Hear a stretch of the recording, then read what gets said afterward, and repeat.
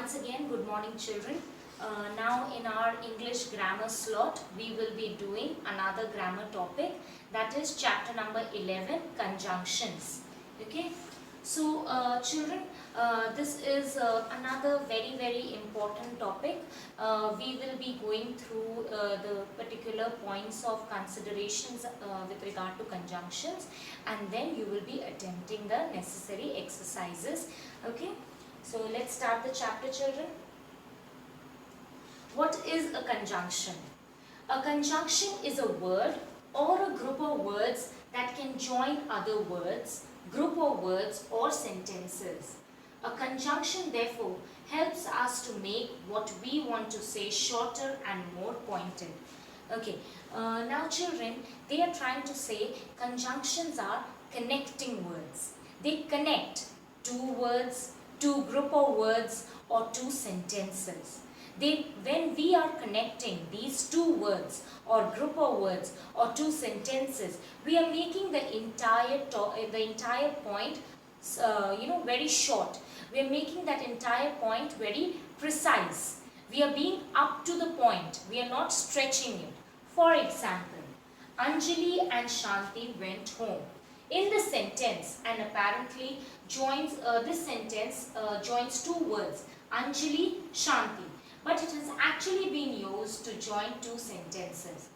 Anjali went home, Shanti went home. Now if we want to make these two sentences into just one single sentence, if we just want to put these two ideas, two facts together in just one single fact, we just have to use a conjunction and. This chair is old but comfortable.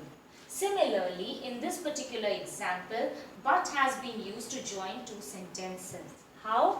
Because if we see, it is actually defining two different points. The chair is old, this chair is comfortable.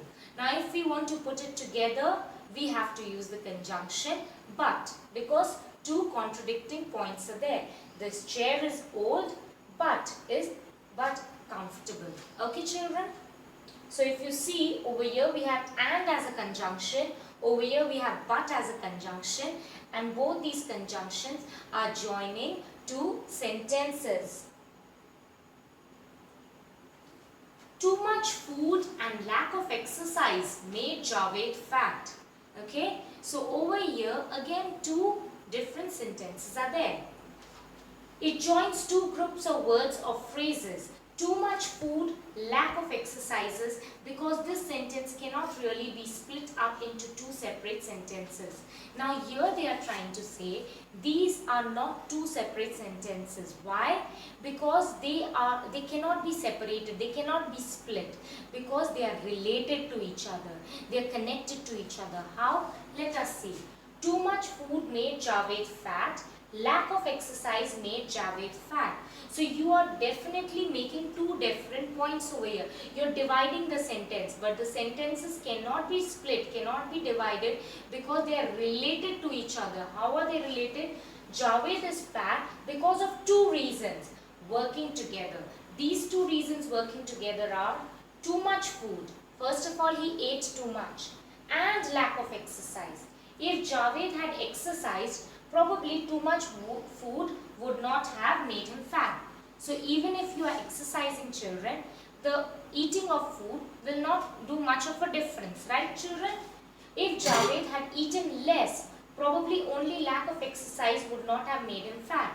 If probably Javed would have eaten a little less, not exercised, then also he would be fine. Since the two reasons go hand in hand, they cannot be stated in two separate sentences. So over here, and is basically connecting two phrases. It's not connecting two sentences. Why? Because they are not two separate sentences. They are related to each other. Okay, children? Some conjunctions are made up of more than one word. Now these are examples of more than one word conjunctions, children. Okay, let's notice them. Sita was not only intelligent but also hardworking. So over here, not only and but also are coming together as group of conjunctions. Not only was Sita intelligent, But she was also hardworking. Not only was Raj careless, but he was also lazy.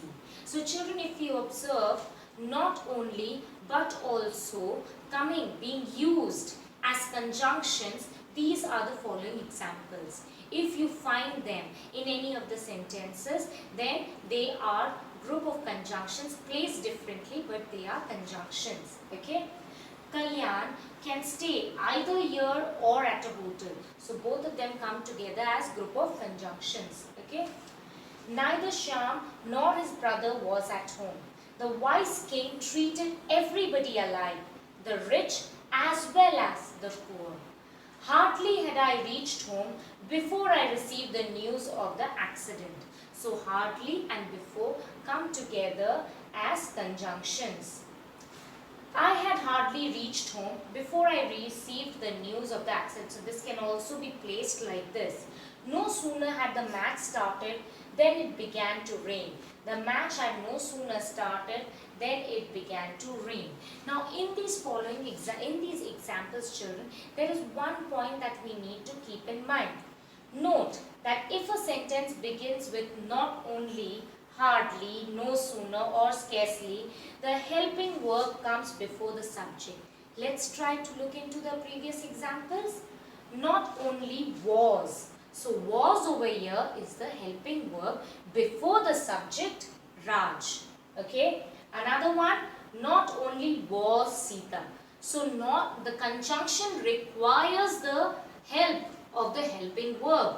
Which is the helping verb over here? Was. Where is it placed? Before the subject Sita, before the subject Raj. So keep this in mind for your knowledge. Words and phrases that are commonly used as conjunctions. Now these are some of the conjunctions. I'll repeat them so that it is helpful to you in your following exercises.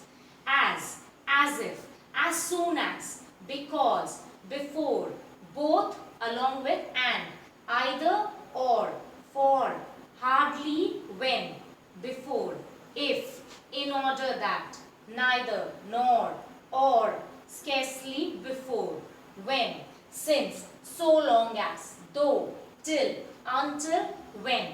So now children, you will get more and more practice and a better hand at it once you are doing more of the exercises. Now children, when we are doing conjunctions, there are certain warnings, certain points you need to keep in mind. What are they? Some of these words and phrases can also be used as preposition and adverbs. These conjunctions which I have just stated can also be used as adverbs or adjectives. So you need to be cautious. How will you know that? How will you know whether it is being used as a conjunction or an adverb or an adjective? So for that, remember, a conjunction only joins. It is not doing any other action. It is not working as an adverb or an adjective. It is only joining the two words, group of words, or two sentences. A preposition tells us where somebody or something is, where something happens or somebody does something. So here they are trying to say that it can be used as a preposition, and that you will come to know when somebody is trying to signify where somebody is or something is, where it is actually trying to denote to you a place. Then probably it is being used as a preposition, not as a conjunction. So you need to be cautious whether it is a preposition or a conjunction. The direction or place from which somebody or something is coming, that is again preposition. The direction in which the place where somebody or something is going, again preposition. An adverb qualifies a verb, an adjective or another adverb.